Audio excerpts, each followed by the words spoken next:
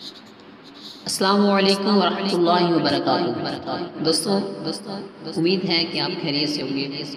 دوستوں آج کل ہر کوئی کرونا وائرس سے بہت زیادہ پریشان ہے، اور پریشانی ہے بھی پوری دنیا کے اندر۔ اس نے اپنی من مانی کر رہا ہے، سب کو اس نے ڈرا رکھا ہے۔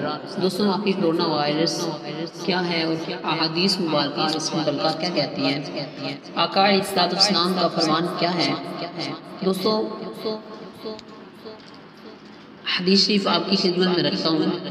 حضرت اسامہ رضی اللہ تعالیٰ عنہ سے روایت ہے، حضور اقدس صلی اللہ تعالیٰ علیہ وآلہ وسلم نے ارشاد فرمایا، بے شک یہ طاعون ایک عذاب ہے جسے تم سے پہلے لوگوں پر مسلط کیا گیا تھا، لہٰذا جب کسی جگہ طاعون ہو تو تم وہاں موجود ہو تو تم طاعون سے بھاگ کر وہاں سے نہ نکلو، اور جب کسی جگہ طاعون ہو تو تم وہاں سے نہ جاؤ۔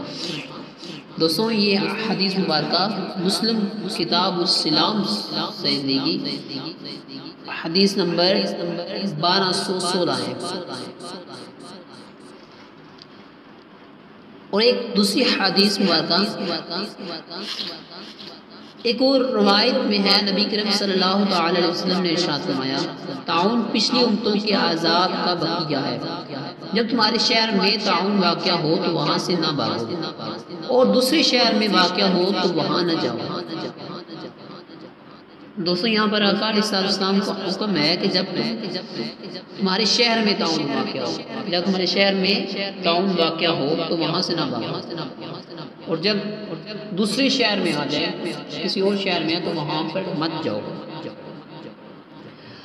ام المؤمنین حضرت عائشہ صدیقہ رضی اللہ تعالیٰ عنہ فرماتی ہیں، میں نے رسول اللہ صلی اللہ علیہ وسلم سے طاعون کے بارے میں عرض کی تو انہوں نے مجھے بتایا کہ طاعون ایک عذاب ہے، اللہ تعالیٰ جس پر چاہتا ہے یہ عذاب بھیج دیتا ہے، اور اللہ تعالیٰ نے اسے اہل ایمان کے لیے رحمت بنایا ہے۔